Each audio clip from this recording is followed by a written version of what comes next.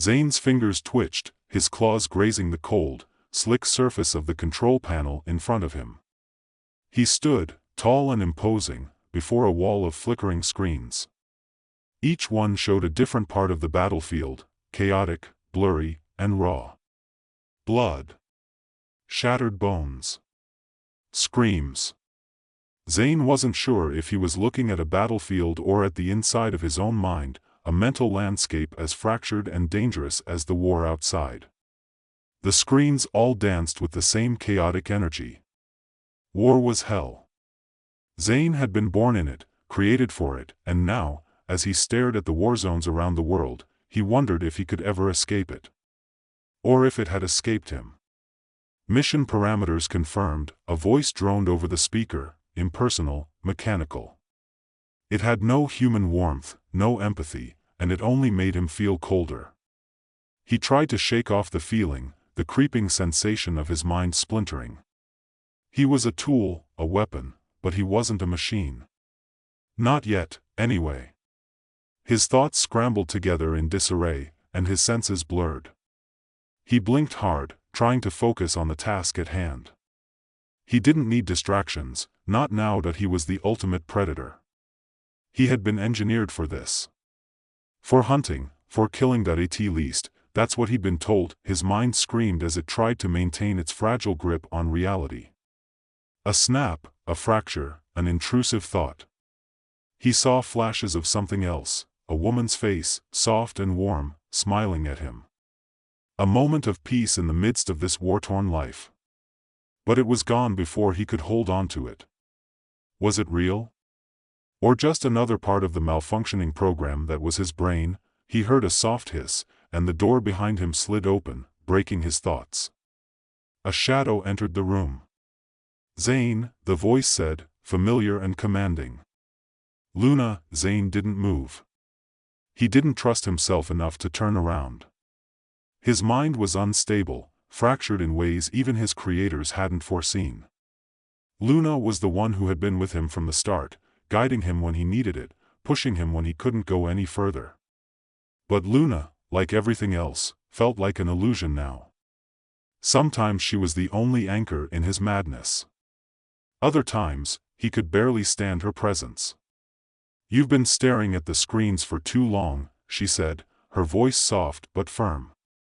"The mission's already in motion. You can't afford to be lost in your thoughts right now."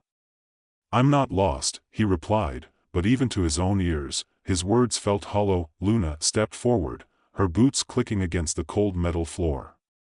Zane felt her presence behind him, the warmth of her body in contrast to the sterile chill of the room. He wanted to trust her. But everything was slipping. "Then let's go," she said. "Your mission awaits." Zane's jaw clenched. His instincts were screaming, urging him to move, to kill, to hunt. But his mind, his broken mind, had other plans. His eyes darted to the screen in front of him, where a list of targets flashed in bright red, rogue soldiers, former warriors like him, but no longer controlled. They had betrayed their creators, turned on the regime. And it was Zane's job to take them down. A jolt of recognition pierced through him. He knew these men. Or he had Brax. Eric. Rourke. Faces he should remember, men he once fought beside. But now, they were nothing more than enemies. He had been engineered to hunt them, to destroy them for their rebellion. His fingers flexed involuntarily, his claws tapping against the control panel. He closed his eyes, trying to block out the flashing images, the overwhelming noise inside his head. Luna wasn't waiting anymore. She was already moving toward the door, her voice calling to him. "Zane, come on. We need to move. You're the only one who can finish this." He stood up, stiffly, his massive body towering over the delicate form of Luna. His instincts were raw, brutal, sharpened by the genetic modifications that had turned him into something more than human.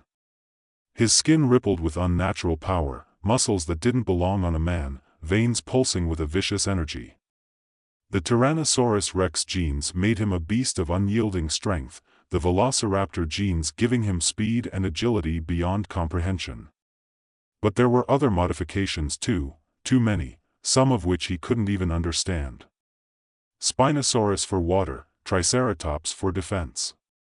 A whole cocktail of ancient DNA running through his veins, crashing together like a storm. He followed Luna in silence, his mind fraying more with each step. The journey to the field was short, but in the cramped transport pod, Zane could feel the walls of his mind closing in.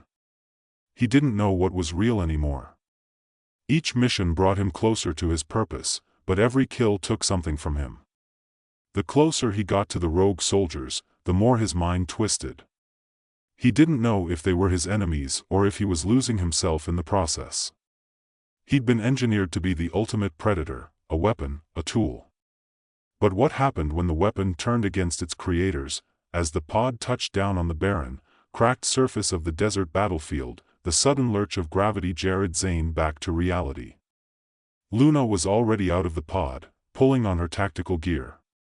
Zane followed, trying to push the doubts aside. They couldn't afford failure. Not today. Focus, Zane, Luna urged, glancing back at him with a sharpness that cut through the fog in his head. You're here for a reason. You've always been good at this. He didn't respond. He couldn't. His mind was too consumed with the dark, gnawing questions. Who was he, really? Was he still the man he used to be, or was he just a collection of monsters? A conglomeration of genes and rage. A voice crackled through his comms. This is Brax, it said, distorted and full of static. If you're coming for me, Zane, you better be ready to face the truth. We're all just animals now. No one's clean in this war. The comms cut off, and Zane felt his pulse quicken. Brax was close. They moved through the crumbled ruins of the city, their footsteps muffled by the thick dust. Zane felt the weight of the air, thick with heat and the stench of decay. His eyes scanned every shadow, every corner. His instincts were firing on all cylinders, but the voice in his head was louder than ever, telling him not to trust what he saw. Brax is here, Luna murmured, her tone low and tense. Stay alert. Zane nodded but didn't trust his own thoughts anymore. He could feel Brax nearby, lurking in the dark spaces of his mind and the desert city alike. A shape moved in the distance, a figure that could have been a mirage, a trick of the heat. But Zane wasn't fooled. He lunged toward it without thinking, his body moving before his mind could catch up. The fight began in a blur of motion. Zane's speed and strength were unmatched, but so was Brax's. The rogue soldier was a hulking beast, a creature of raw, primal power. His Carnotaurus genes gave him brute force, and his mind, like Zane's, was fractured, but with a different edge. They clashed with a terrible force, roaring and striking, until the ground shook beneath them. Zane's instincts took over. He felt the rage bubbling inside of him. But there was something else, too. A voice in the back of his mind, soft and fleeting, told him that Brax wasn't just the enemy. He was a part of him. A twisted mirror of everything Zane feared to become. He hesitated for just a second. And in that moment, Brax took advantage, knocking Zane to the ground. As they struggled, Zane felt a strange moment of clarity. Brax wasn't just the enemy. He was a warning. The battle continued, raw and vicious, but as Zane stood over Brax's defeated body, he realized something that sent a shiver through his very core. He didn't feel victorious. Not at all. The hunt had consumed him. The line between enemy and ally was beginning to blur. Zane stood over Brax's defeated body, the rogue soldier lying in a pool of his own blood. The silence that followed the chaos of their battle was deafening. It was the kind of silence that made Zane question everything, the purpose of his mission, the point of his existence, the meaning of his life. For a moment, he was paralyzed by the emptiness that consumed him, a deep hollowness that had little to do with the blood-stained ground beneath his boots and everything to do with the war that raged inside his mind. Brax's eyes, wild and bloodshot, stared up at him. Zane's claws flexed involuntarily, but his hand hovered just inches from Brax's throat. He had been created for this, to kill without hesitation, without remorse. But as the weight of his actions pressed down on him, the line between predator and prey blurred. Was he hunting Brax, or was he hunting himself?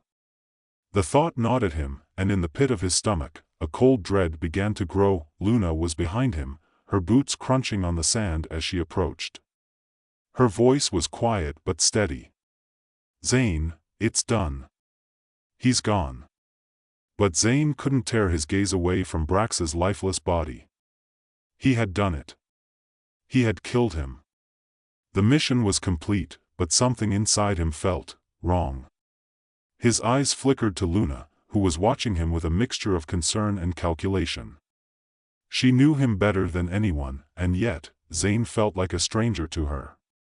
He couldn't even look her in the eye, not when his mind was so fractured, so shattered. He turned away from Brax, his breath ragged as he tried to focus on the next step of the mission, but every step felt like walking deeper into a fog. "We need to find the others," Zane muttered, his voice low and hollow. "Eric and Rourke. They're still out there." Luna hesitated, her eyes narrowing as she studied him. "Zane," she said softly, her voice almost a whisper. "Are you all right? You're not yourself." The words stung more than they should have, but Zane didn't know how to respond. He was no longer sure who he was. The Tyrannosaurus Rex inside him was ruthless, unrelenting. The Velociraptor screamed for speed and precision, while the Spinosaurus instincts pushed him toward water, toward something more fluid, more unpredictable. And somewhere, deep within, the human side of him, what little was left, was frantically reaching out for something, anything to cling to, but it was slipping away. He clenched his fists, the bones of his hand cracking as the claws scraped against the inside of his armor. He could feel the rage rising in him again. He didn't know if it was the rage of his creators or the rage of his fractured mind. Either way, it was the only thing that felt real anymore. Luna moved closer, her voice steady. "I know it's hard. You're not just a weapon. You're a person, Zane. And I'm here. We'll finish this. Together." Zane's eyes flicked to her, and for a brief moment, he thought he saw the woman from his dreams, the face that had once smiled at him. It was gone before he could truly register it, but the memory lingered like a phantom. He wanted to reach out to her, to tell her that he needed her, needed something, anything, but the words wouldn't come. Instead, he nodded, his voice thick with an emotion he couldn't name. "Let's finish it." They moved through the ruins, the wind howling around them, carrying the scent of dust and decay. The city stretched out in all directions, an empty shell of its former self, a place where the bones of humanity lay buried beneath layers of earth and stone. Zane's steps were heavy, his instincts pulling him forward, but the confusion in his mind was growing louder. He could hear Brax's voice again, a distorted whisper carried on the wind. "You're just like me, Zane. We're all just animals now." The words unsettled him, but he couldn't shake them. Brax had been right. They weren't so different. They had both been created for a purpose, twisted and shaped by forces beyond their control. Brax had fought back. Brax had become something else, something free. But Zane? Zane was still a slave to his own design. His creators had wanted him to be perfect. The ultimate predator. And in that, they had succeeded. But at what cost? They reached the center of the city, where the remnants of a grand building stood crumbling in the desert heat. This had once been a hub of power, a place where decisions had been made, and wars had been planned. Now, it was a ghost town, a silent monument to the corruption that had led to Zane's creation. Luna signaled for Zane to stop, her hand hovering over her comms. "Eric and Rourke are nearby," she said, her voice tense. "Get ready." Zane's body went still, his senses sharpening as the final remnants of his human emotions were shoved aside by the overwhelming flood of instincts. He could hear them, voices.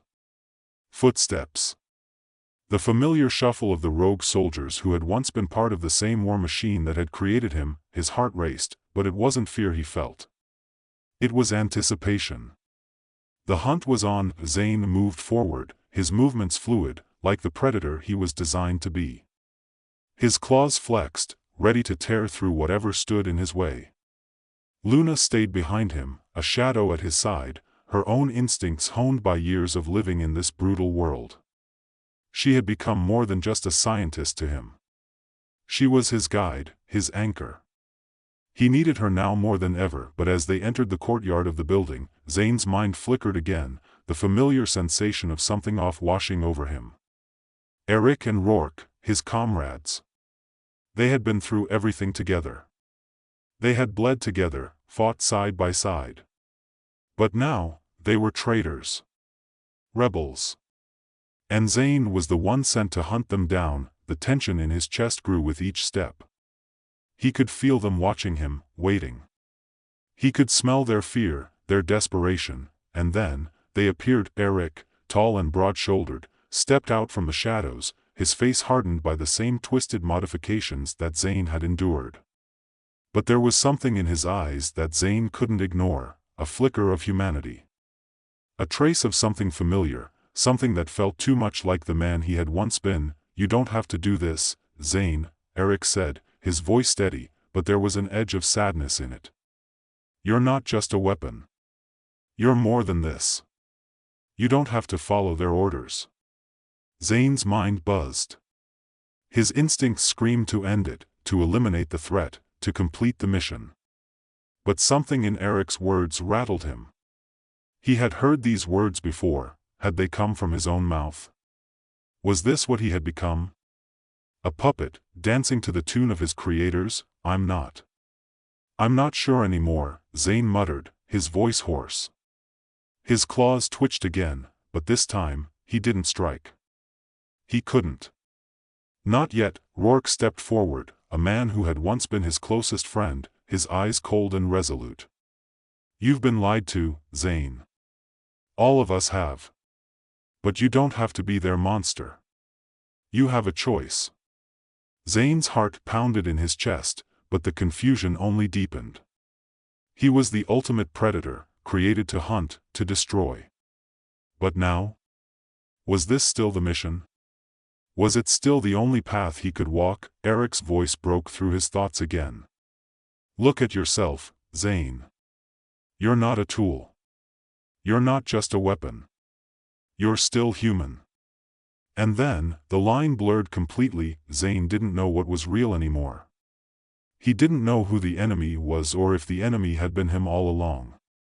He looked at Luna, and for the briefest moment, she looked like a stranger. He looked back at Eric and Rourke, and they seemed like shadows of a life he had left behind. "I don't know what I'm supposed to be," Zane whispered, his voice breaking. "I don't know who I am." A gunshot shattered the air, and the world exploded into chaos. Zane's mind snapped back into focus. He didn't know who fired first. Was it Rourke? Or was it Luna? But the moment it happened, Zane's instincts took over. He wasn't sure who he was fighting for, or against. His mind and body moved in a blur, tearing through his former comrades. The battle raged, wild and uncontrolled. Zane's eyes burned with confusion, but his hands didn't hesitate. The sound of Zane's heavy breathing filled the air as he stood amidst the wreckage of the battle. The world around him seemed unreal, as though he were trapped in a dream he couldn't escape. He had killed them. Eric, Rourke, and Luna, standing there, her hand trembling as she lowered her weapon. Zane stared at her, his mind spinning, his heart racing. "What have I done?" he asked, his voice cracking under the weight of his own confusion. Luna's expression softened, but there was something in her eyes, a sadness, a sorrow, that he couldn't understand. She stepped forward, her voice gentle but firm. "You've done what you were made to do, Zane," she said softly. "But that doesn't mean it's all you can be." And in that moment, as the chaos of battle faded into the background, Zane realized the truth. The hunt had never been about the prey. It had always been about the predator, about him. And he had finally learned that he was more than just a monster. The mission was over, but his journey had just begun. Zane stood, his body trembling, his breathing ragged. The battle had ended in a blur of violence, and now, as the smoke cleared and the dust settled, all that remained was the aftermath. The ruined city stretched out before him, a silent graveyard for everything he had lost. Eric. Rourke. Luna. He had killed them all, there was no glory in it. No triumph. Just a hollow emptiness that sank deeper into his bones with every passing second. His mind was a tangled mess of fractured thoughts and conflicting emotions. The T-Rex inside him roared in fury, demanding dominance. The velociraptor side wanted to be quick, to escape, to survive. The Triceratops' instincts urged him to find safety, to dig in and defend himself. But none of it made sense. He was no longer sure who he was, or if he had ever been anything other than a weapon, a tool of destruction. Luna was still standing there, watching him, her weapon now lowered to her side. Her gaze was steady, but her eyes were filled with sorrow. She had been a part of his past, a witness to his creation, to the monster he had become.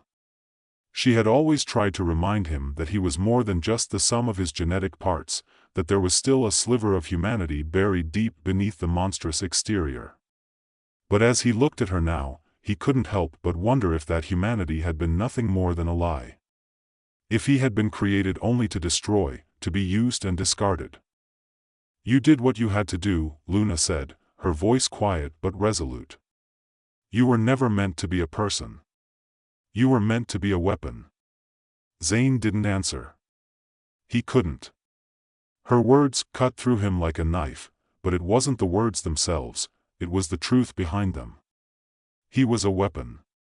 He had been made for this, designed for the sole purpose of destruction. And yet, there was something else inside him, something that didn't fit.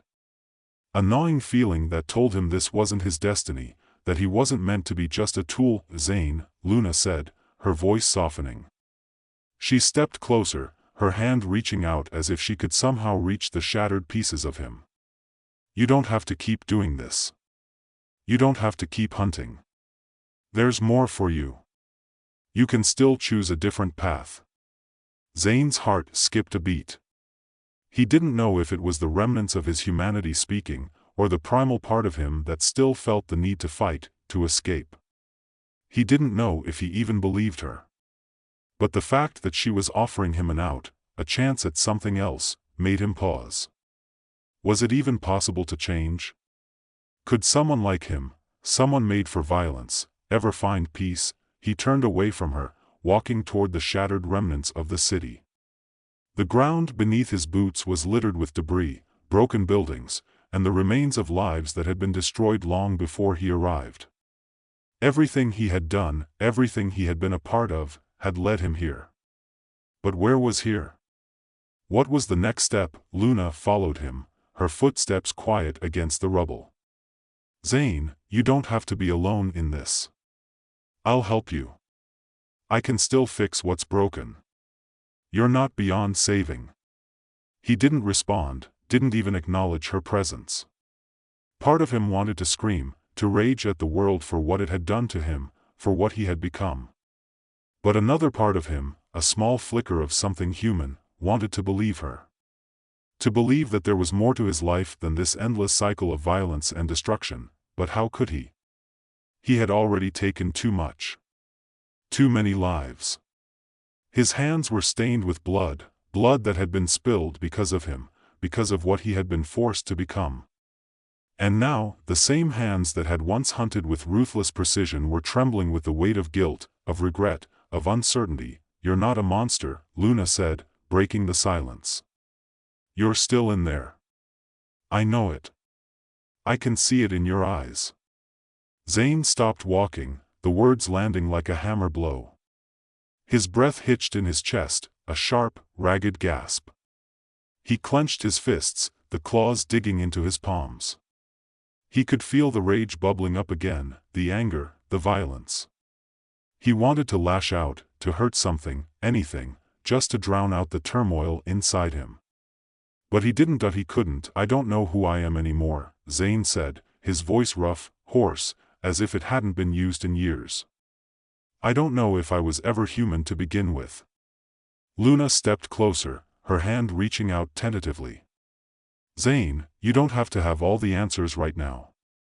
You just need to take the next step. You can start over. We can start over. Zane looked at her, his gaze piercing, almost hollow. She was offering him something, hope, redemption, maybe even a future.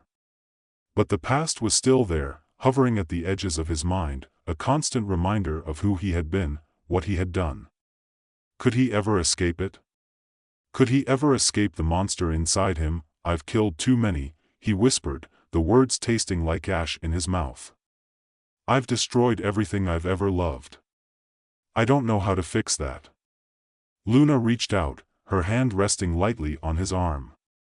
Her touch was warm, grounding, but it only made the emptiness inside him feel worse. She had always been there for him, trying to guide him, trying to keep him from falling too far. But now, as he stood before her, he couldn't help but wonder if she was the only thing keeping him tethered to what little humanity he had left. And what if he couldn't hold on to it? What if the monster was all that was left? You don't have to fix everything all at once, Luna said softly. Just take it one step at a time. Let's find out who you really are, together. Zane's gaze flickered to the horizon, to the ruins of the city that had once been a place of power, of life. Now, it was nothing but a shell, a tomb for all the things that had died within it. He could see it all so clearly now, the bloodshed, the battles, the lives lost because of him. The weight of it pressed down on him, suffocating him, but as he stood there, a small, fragile thought flickered in his mind. A thought that had been buried deep beneath the layers of rage and violence.